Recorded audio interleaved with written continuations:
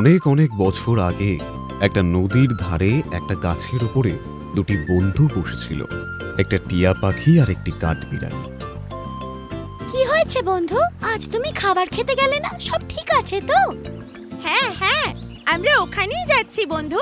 ওখানে বাগানের কলার ফুল থেকে খুব ভালো মধু পাওয়া যায়, তুমি জানো? এখানে আমি তোমাকে ওটা বলতে এসেছি। হ্যাঁ ঠিক আছে, তাহলে আজকে আমি তোমার সঙ্গে খাবার খাবো। চলো চলো যাই আমরা। ঠিক তখনই ওরা দেখতে পেল একটা পিঁপড়ে পিছলে গিয়ে জলে ডুবে যাচ্ছে। পিঁপড়েটা ডুবে যাচ্ছে দেখে টিয়া পাখিটা নিজেকে ধরে রাখতে পারলো না, আর ওই পিঁপড়েটিকে বাঁচানোর জন্য টিয়া পাখিটা গাছ থেকে উড়ে গিয়ে পিঁপড়েটির কাছে গেল। পিঁপড়েটা ডুবে যাচ্ছে দেখে টিয়া পাখিটির মনে খুব কষ্ট হলো।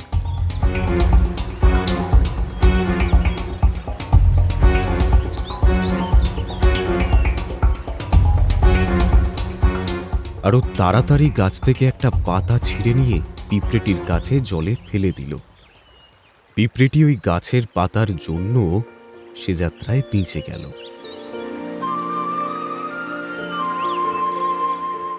তারপর টিয়া পাখিটি পাতাটা ঠোঁট দিয়ে তুলে নদীর কিনারায় এসে রেখে দিল।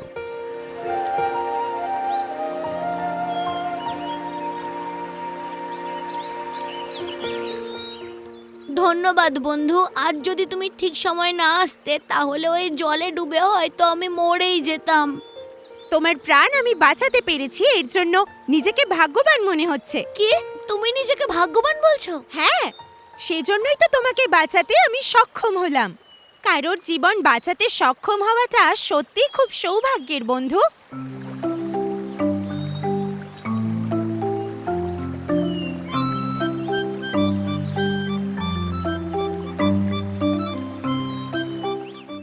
আচ্ছা, তুমি আজকে জলের মধ্যে কি করে পড়ে গেলে? আমি জলের ওই পারে একটা গাছে বসেছিলাম, ওখানে আমি মধু আনতে গিয়েছিলাম। তখনই আমার পাটা পিছলে গেল আর আমি ওই নদীতে পড়ে গেলাম। যদি তুমি গাছের উপর সাবধানে না চলো তাহলে তো এরকমই হবে। যাই হোক, টিয়া তোমাকে সঠিক সময় এসে বাঁচিয়ে নিয়েছে, না তো তুমি নদীতে পড়ে গিয়ে সমুদ্রে চলে যেতে। বন্ধু টিয়া, আমি তোমার এই ঋণ কোনো দিনও ভুলবো না। আমি এর পরিবর্তে তোমার সাহায্য করতে চাই। তুমি কি আমাকে সাহায্য করতে দেবে? তুমি আর কি সাহায্য করবে? তুমি তো নিজেই উঠতে পারো না, আর আকাশে উড়ন্ত টিয়া পাখি সাহায্য করবে? খালি ছোট মুখে বড় বড় কথা। বাবা এসেছে নাকি টিয়ার সাহায্য করবে বলে। এরম করো না, এভাবে কখনো কাউকে নিয়ে হাসতে নেই। বন্ধু পিঁপড়ে, আজ থেকে আমরা দুজন খুব ভালো বন্ধু, ঠিক আছে? আর এই বলে টিয়া পাখিটা উড়ে গেল, আর কাঠবিড়ালিটাও নিজের গাছে উঠে গেল। আর তারপর একদিন একটা শিকারী তার শিকারের খোঁজে ওই জায়গাতে এলো, আর চারিদিকে শিকারী নিজের শিকারটাকে খুঁজে বেড়াচ্ছিল। ঠিক তখনই একটা গাছের ডালে একটা টিয়া পাখি দেখতে পেল, আর এটা দেখে সে খুশি হয়ে গেল। তখনই পিঁপড়েটা নিজের খাবার নিয়ে ওই রাস্তা দিয়ে যাচ্ছিল। হঠাৎ সে দেখতে পেল যে একটা শিকারী কোনো কিছুকে শিকার করতে যাচ্ছে। আরে বাবা, এই শিকারিটা তো আমার টিয়া বন্ধুর দিকে তাক করে দাঁড়িয়ে আছে। আমাকে ওকে বাঁচানোর জন্য রাস্তা বের করতেই হবে। টিয়াটিকে বাঁচানোর জন্য পিঁপড়েটি শিকারীর কাছে গেল আর তার পায়ে জোরে কামড়াতে শুরু করলো।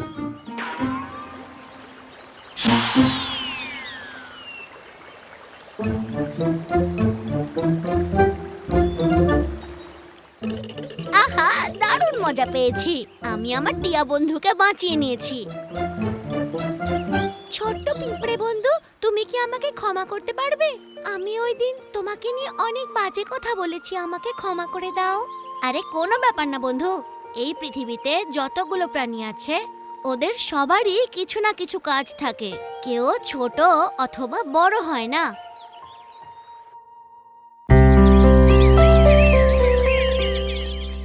একটা জঙ্গলে একটা হাতির পরিবার থাকত। একটা পুরুষ হাতি আর একটা মহিলা হাতি, আর ওদের দুটো বাচ্চা ছিল। আর ওই হাতির পরিবারের মধ্যে সবচেয়ে ছোট বাচ্চাটা ভীষণ দুষ্টু ছিল।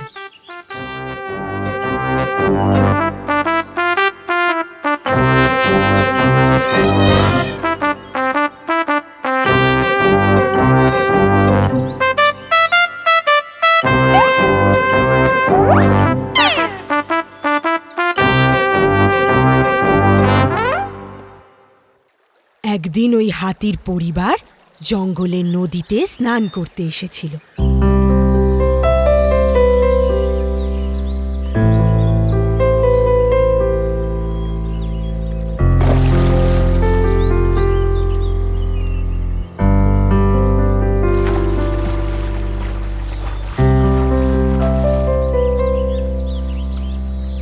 স্নান করার সময় ছোট্ট হাতিটা খুবই দুষ্টুমি করছিল।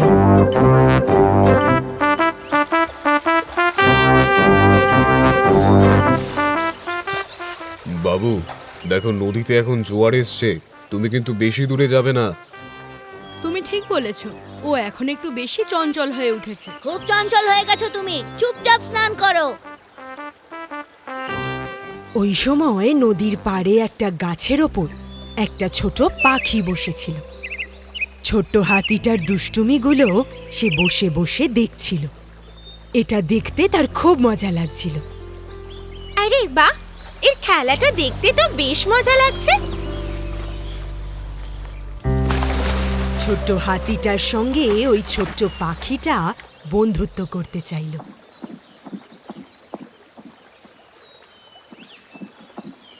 তোমার খেলাটা দেখে আমার খুব ভালো লেগেছে। তোমায় খুব বুদ্ধিমান মনে হচ্ছে। আমার সাথে বন্ধুত্ব করবে? কি? তোমার এটা জিজ্ঞেস করার সাহস কিভাবে হয়? তুমি কি এটা আদেও জানো আমি হাতির বাচ্চা? এই পৃথিবীতে সব প্রাণীর মধ্যে আমি সবথেকে বড় প্রাণী। তুমি একটা বোকা পাখি। আমরা কখনোই বন্ধু হতে পারি না, তোমার কোনো যোগ্যতা নেই। ও, তাহলে এই ব্যাপার। আমি তোমায় এমনিই জিজ্ঞেস করছিলাম। তোমার খারাপ লাগলে ক্ষমা করে দিও।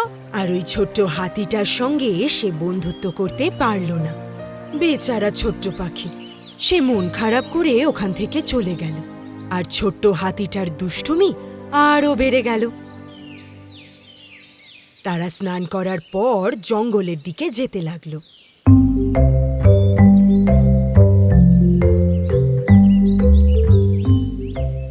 আর তখন হাতিটা রাস্তায় একটা আখের ক্ষেত দেখতে পেল।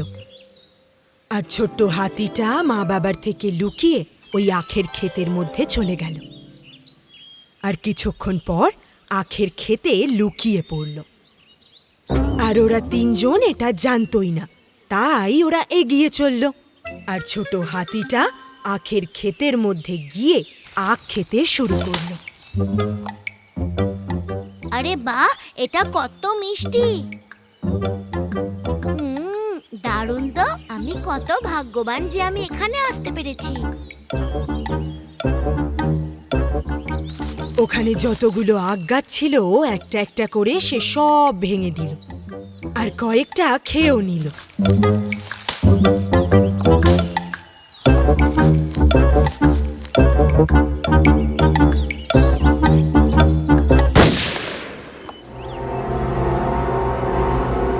ও, শিকারী! শিকারীকে দেখে ছোট্ট হাতিটা দৌড়তে লাগলো আর নিজের রাস্তা হারিয়ে ফেলল।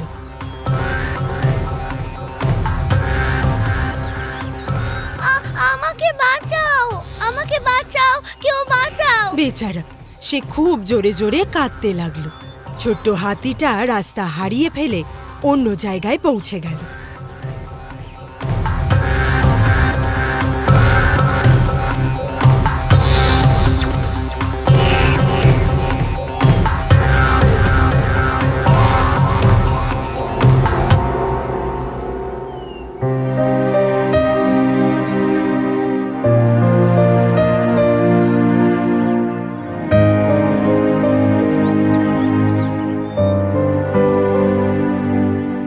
রাস্তা খুঁজে না পেয়ে সে খুব কাঁদতে লাগলো।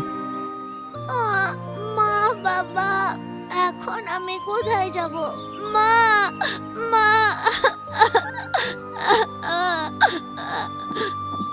আর তখনই ওই ছোট্ট পাখিটা হাতিটার কান্নার আওয়াজ পেয়ে তার কাছে চলে এলো।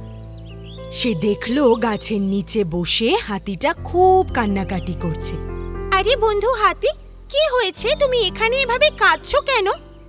আমি রাস্তা হারিয়ে ফেলেছি, কিন্তু এখন মা বাবার কাছে যেতে চাই। হ্যাঁ, তুমি এখানে কিভাবে এলে?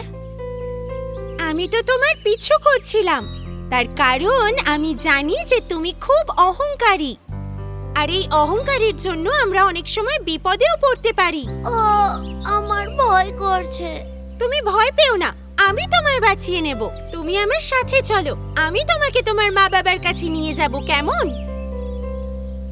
ছোট্ট পাখিটা উড়ে উড়ে হাতিটাকে রাস্তা দেখাতে লাগলো, আর হাতিটা ওই ছোট্ট পাখিটার পিছু পিছু যেতে লাগলো।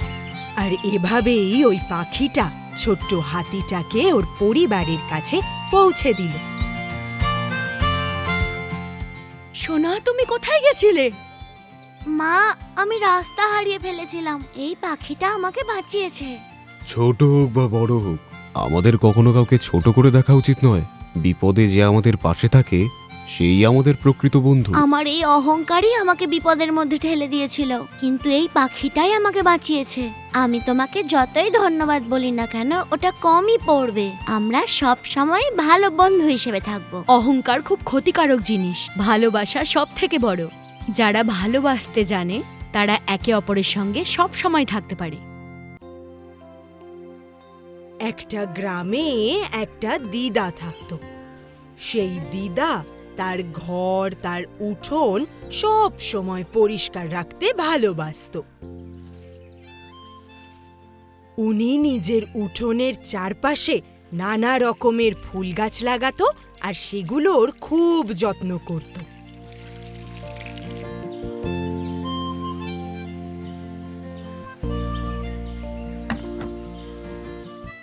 দিদা পাখি আর গাছপালা ভীষণ ভালোবাসতো, কিন্তু গাছের ডালে বসে থাকা কাকগুলোকে সে ভীষণ বকাবকি করত আর তাড়িয়ে বেড়াতো। ধুর, এই কাকগুলো জ্বালিয়ে পুড়িয়ে খায় একদম। কাকগুলোকে যখনই দেখি একেবারে বিরক্ত লেগে যায়। ধুর, যা বলছে, মাথা খারাপ করে দেয় একদম।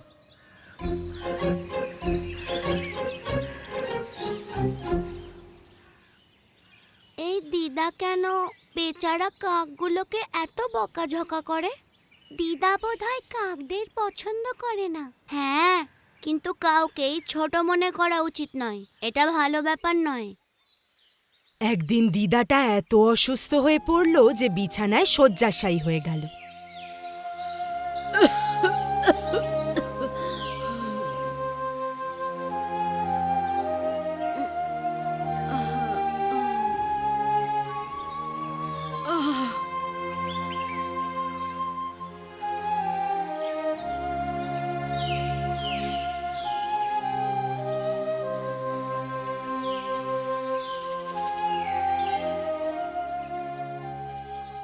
দিদা যখন বাইরের দিকে তাকালো তখন দেখতে পেল যে তার উঠোনটায় এক্কেবারে নোংরা ভরে আছে।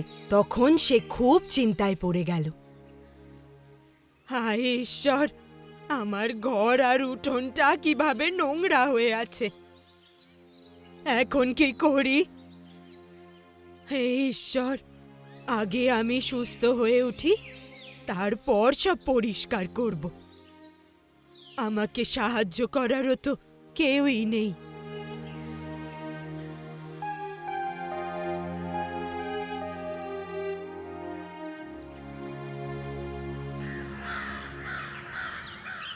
ঘরের উঠোনে একটা গাছের ডালে অনেকগুলো কাক বসে থাকত।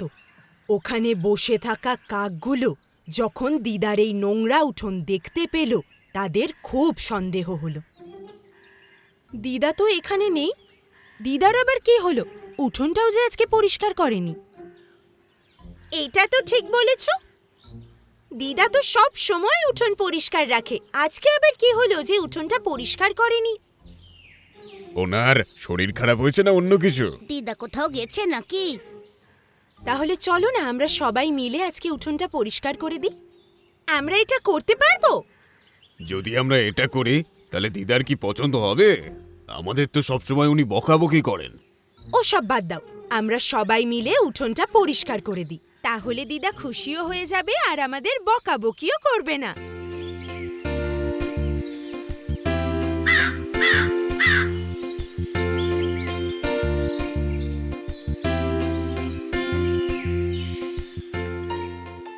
ওরা যেগুলো করছে ওগুলো কি যথেষ্ট নয়? দিদার বকাঝকা শুনে আমরা পরিষ্কার করি আর তাতেই আমরা খুশি হই। কিন্তু ওরা কি করছে? ওরা কি ঠিক কাজ করছে? যে কোনো ব্যাপারে দিদা যে ওদের বকাঝকা করেন, এই বকাঝকা কি ওদের পছন্দ নাকি? চলো জিজ্ঞেস করে আসি। ঠিক আছে, চলো গিয়ে দেখি। কাক, দিদা যখন জানালা থেকে দেখলো যে ওই কাকগুলো উঠোন পরিষ্কার করছে, সে তখন ভাবতে লাগলো যে এই কাকগুলোকেই সে কত বকাবকি করেছে। হায় ভগবান, এই কাকগুলোকে আমি রোজ কিভাবে কথা শোনাই আর তাড়িয়ে বেড়াই। এত বাজে কথা বলার পরেও ওরা আমার উঠোনটা কি সুন্দর পরিষ্কার করে দিচ্ছে।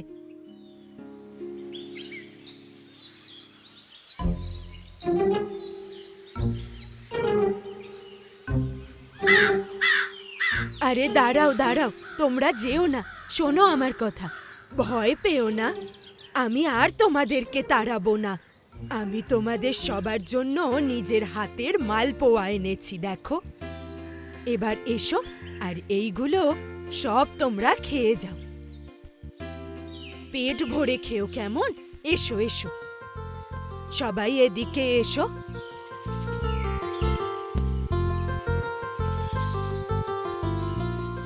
দিদা তখন সবার জন্য ঘিয়ে ভাজা মালপোয়া নিয়ে এলো, আর কাকগুলো খুশি হয়ে সেই মালপোয়া খেতে লাগলো।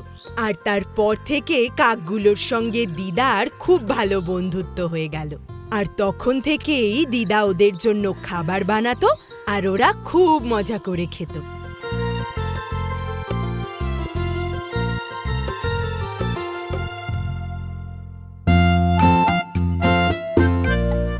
একটা জায়গায় কুঞ্জান্ডি নামে একজন ব্যবসায়ী বাস করত, আর ওর কাছে একটা গাধা ছিল।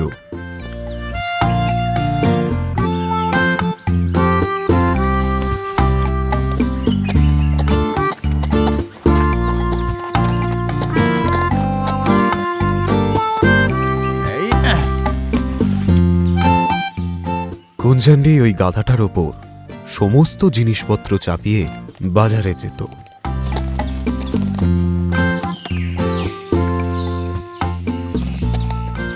একদিন হঠাৎই একটা ঘটনা ঘটল। যখন বাজার থেকে কুঞ্জান্ডি বাড়ি ফিরছিল, তখন ওর খুব ক্লান্ত লাগছিল নিজেকে। তাই সে ভাবল যে কিছুক্ষণ এই গাছটার নিচে বসে আরাম করে নিলে কেমন হয়। আর এটা দেখার পর ওর পোষ্য গাধাটাও ওর সাথে বিশ্রাম নিতে শুরু করলো। দুজনে এতটাই ক্লান্ত ছিল যে কুঞ্জান্ডি ঘুমিয়েই পড়েছিল। আর তখনই একটা বড় সাপ ওখানে এলো, আর ওই সাপটাকে দেখে গাধাটা বলল, বাপরে, এটা কি একটা সাপ নাকি? এই তো মালিকের দিকেই যাচ্ছে মনে হচ্ছে। মনে হচ্ছে মালিককে এবার ছোবলই মারবে। হ্যাঁ, আমাকে কিছু একটা করে মালিককে বাঁচাতে হবে। তুমি আমার মালিককে ছোবল মারতে চাও না? দাঁড়াও, মজা দেখাচ্ছে।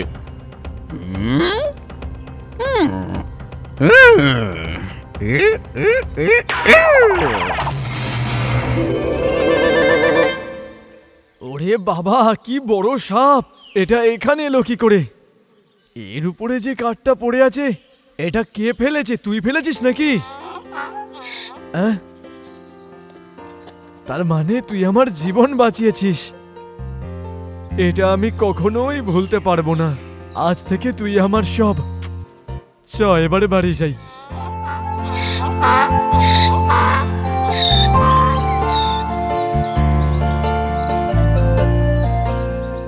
প্রতিদিনের মতো কুঞ্জান্ডি নিজের গাধার উপরে সমস্ত জিনিসপত্র রেখে বাজারের দিকে যেতে লাগলো।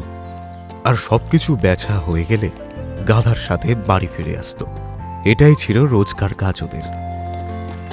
মন দিয়ে শোন বাবা, যদি তুই উৎসাহের সঙ্গে এবং ভালোভাবে কাজ করিস, তাহলে তার ফল তুই ভালোই পাবি, বুঝলি? বুঝতে পেরেছি মালিক। কিন্তু মালিক এটা তো খুবই ভারী। আরে বাবা, তুই আমার হীরের টুকরো, তোর উপর আমি এত ভারী জিনিস কি করে চাপাই? কি বুঝলি? তোর যাতে এখন কষ্ট না হয় তাই তোকে আমি একটা সুন্দর গান শোনাই, হ্যাঁ? কি গান? এটা কিন্তু শুধু গান নয়, এটা তোর ব্যাপারে একটা গান, বুঝলি তো? বললো গাধা মনের দুঃখে অনেকখানি ভেবে, বয়স গেল খাটতে খাটতে বৃদ্ধ হলাম এবে। ও হো হো হো হো, কেমন লাগলো?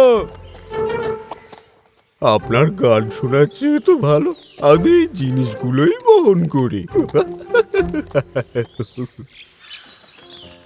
একদিন কুঞ্জান্ডি আর ওর গাধা সবকিছু বেচে প্রতিদিনকার মতো নিজের গাধাটির সঙ্গে আনন্দে বাড়ি ফিরছিল। আর ও ওর গাধাটিকে বলল, আরে এই বেটা, তোর উপর ভারী জিনিস চাপাইনি বলে তুই কি জোরে জোরে হাঁটবি নাকি? আরে মালিক, তাড়াতাড়ি চলুন, তাড়াতাড়ি বাড়ি গিয়ে বিশ্রামও তো নিতে হবে, তাই না? হ্যাঁ? হায় ভগবান, এ তো গর্তে পড়ে গেল। আমি তোকে প্রথমেই বলেছিলাম যে ধীরে সুস্থে চল, কিন্তু আমার কথা তোর কখনোই কানে ঢোকে না, তাই না? হে ভগবান, এবার কি করে বার করি আমি একে? একে বাইরে আনার জন্য আমায় কিছু তো একটা ব্যবস্থা করতেই হবে। দেখি।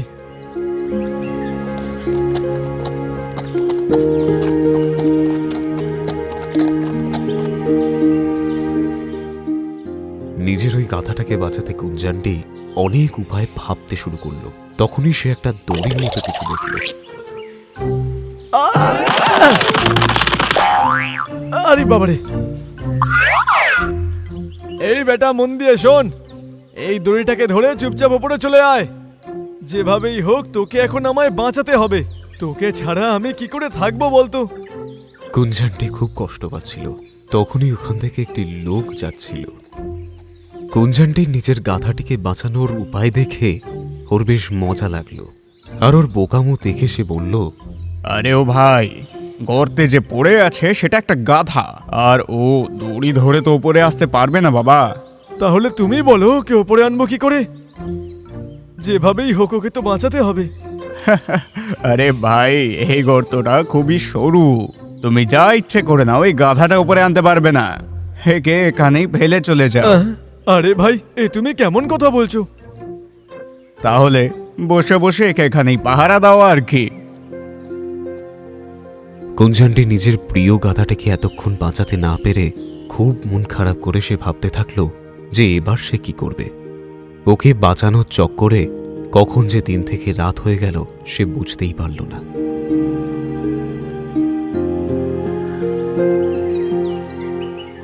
কুঞ্জান্ডি খুবই চিন্তিত ছিল। তখনই ওই রাস্তা দিয়ে একটা সন্ন্যাসী যাচ্ছিলেন, আর এ, তখনই আমার উনি কি হয়ে গেল? কুঞ্জান্ডিকে আমি কি দেখতে করবো পেলেন। এবারে? তাকে চিন্তিত দেখে সন্ন্যাসী তাকে জিজ্ঞেস করলেন, আচ্ছা, শুধু এটাই তোমার সমস্যা? আমি তোমায় একটা কথা জিজ্ঞেস করি, তুমি এই গাধাটাকে ছেড়ে চলে যাচ্ছ না কেন? হ্যাঁ, মহারাজ, এ আমার জীবন বাঁচিয়েছে, একে ফেলে রেখে আমি যাই কি করে বলুন তো? কাল সন্ধে থেকে ও কোনো দানা পানি মুখে দেয়নি।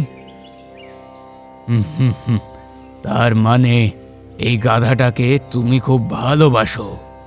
হ্যাঁ, ওকে বাঁচানোর জন্য কোনো না কোনো উপায় আমাকে বলুন মহারাজ। আচ্ছা, এবার বুঝলাম। তোমার এই গাধার প্রতি ভালোবাসা দেখে আমি খুব সন্তুষ্ট হয়েছি। যেভাবেই হোক আমার এই গাধাটাকে বাঁচিয়ে নিন মহারাজ। চিন্তা করো না, এই গাধাটাকে আমরা বাঁচাবো। তুমি একটা কাজ করো, গিয়ে একটু মাটি নিয়ে এসো। কিন্তু মাটি লাগবে কেন? এই গর্তের মধ্যে দেওয়ার জন্য। আরে, এই গর্ত তো বন্ধ হয়ে যাবে, আমার গাধাটা মরে যাবে মহারাজ। তুমি ভয় পেও না কুঞ্জান্ডি, আমার উপর বিশ্বাস রাখো, যাও। সন্ন্যাসীর কথায় বিশ্বাস করে কুঞ্জান্ডি ঝুড়ি ঝুড়ি করে মাটি নিয়ে এসে ফেলতে শুরু করলো নিজের গাধাটিকে বাঁচানোর জন্য। ভয় পেও না কুঞ্জান্ডি, গর্তটায় আরো মাটি লাগবে, চিন্তা করার কোনো কারণ নেই এখানে। আমি তোমার সাথে আছি কুঞ্জান্ডি। কুঞ্জান্ডি যখন নিচে দেখল তখন ওর গাধা আস্তে আস্তে উপরে উঠে আসছিল। কুঞ্জান্ডি এটা দেখে খুব খুশি হলো আর দৌড়ে দৌড়ে মাটি ফেলতে লাগলো। কুঞ্জান্ডিকে খুশিতে দেখে সন্ন্যাসীও ওখান থেকে চলে গেলেন।